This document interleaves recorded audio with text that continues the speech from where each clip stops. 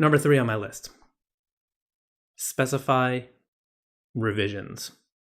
The larger point here is to like have a contract and use a contract, but that's a broad topic on its own. And I just want to dial in on this one specific thing that I did not do or even include when I started even using a contract. And it took me a long time to just fix this simple problem. When you are estimating a project and, putting together a contract or, anything like that, specify what is included in the process. So this could be as simple as this price includes 2 to 3 revisions in the sketch phase, and then 1 to 2 revisions during the comp phase. I have since made it a little tighter where I say 2 rounds of revisions in the sketch phase and then 1 round of adjustments in the final comp stage. I do that because I don't want them to be giving me like full on revisions once I've like tightened something up and got it to the like final illustration level, because that's really annoying and takes a lot of time. I want them to focus on the sketch, even though it's not the final artwork, and tell me if they have different thoughts there.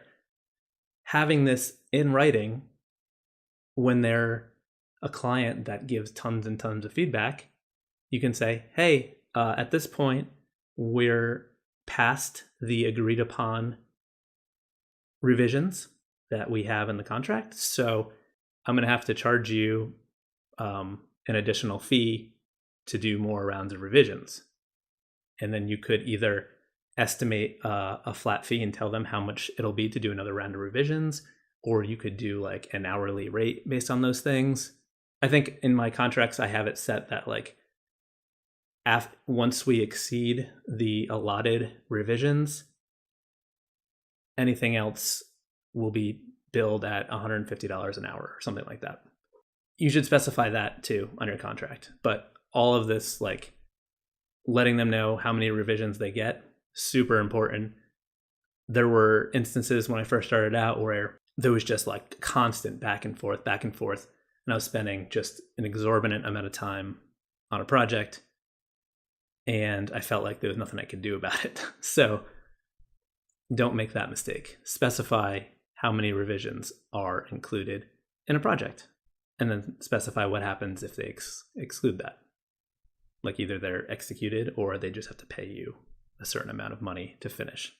I also specify that after a certain amount of back and forth within the sketch phase, if we can't come to an agreement, then we will end the project and they will pay me a 50% kill fee to end things.